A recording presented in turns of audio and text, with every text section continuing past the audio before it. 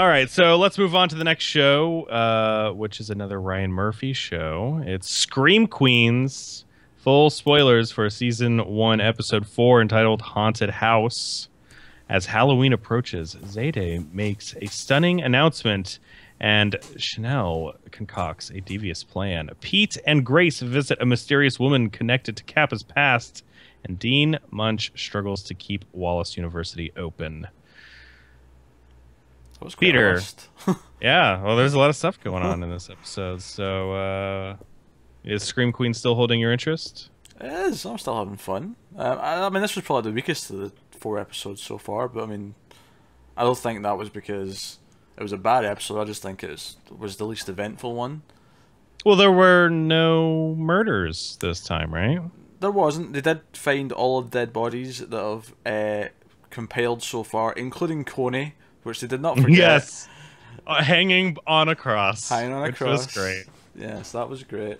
All hail Coney. So that was good stuff. I also really enjoyed like the two main characters. I can't remember any names yet, but they go early trick or treating. That's what they're pretending to do, to talk to this woman that they've went to find.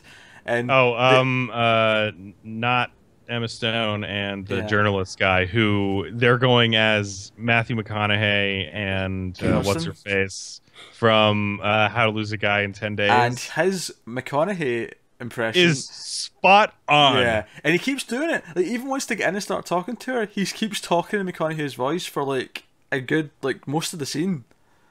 Yeah, so they go visit one of the other traumatized girls from that night in 1995. She, just like the other woman that we've met, is kind of, she hasn't kept up with anything. She doesn't understand the modern references or whatever. So when he's doing these McConaughey lines that are like true detective-y and all this stuff, she's just like so enamored by like how he's like, like. I don't know. It was She really didn't get funny HBO scene. in that trailer.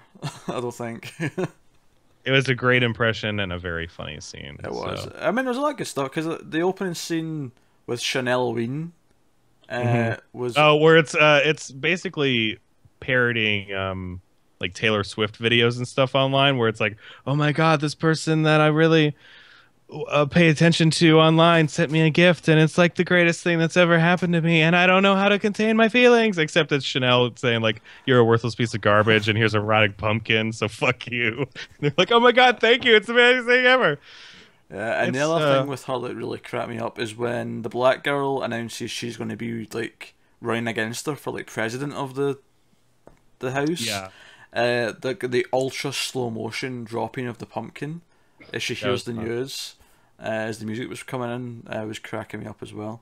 So it's, I think it was the least eventful episode in that sense, but there was no arms getting cut off. Well, whatever. Although, thinking of the frat boys, the main one that we've encountered a lot, him, Oh, Chad, yeah. Chad, and the Glee girl, and Hester. and Hester, who have both separately in previous episodes implied that they're kind of into dead bodies in some way.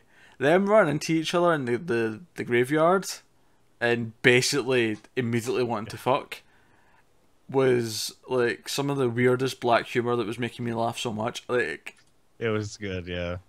it was just, It's so over the top, and I mean, it's the same thing you could say about American Horror Story, the other Ryan Murphy show we talked about this week. But this is so over the top in a tongue-in-cheek way.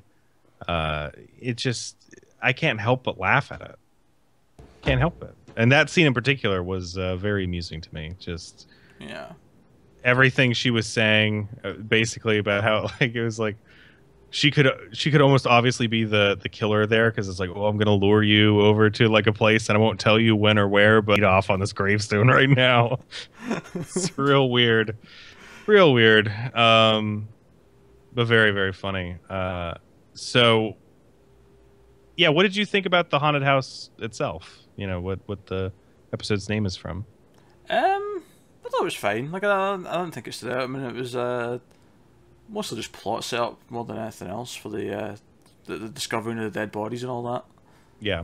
The end of the episode, but the reveal at the end, of course, that the woman who used to own this house or whatever. Like, I can't remember the backstory of the character, but they reference it throughout the episode.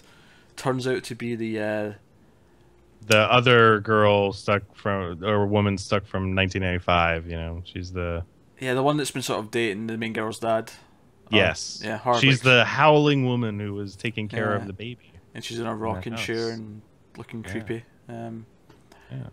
I mean, it's... I think the plot is entertaining enough, but I don't think it's really the sole... It's not the hook of the show. The hook of the show is the ridiculousness and the humor that comes from that ridiculousness. You know? Yeah, and all the characters reacting to shit and overreacting to shit. And,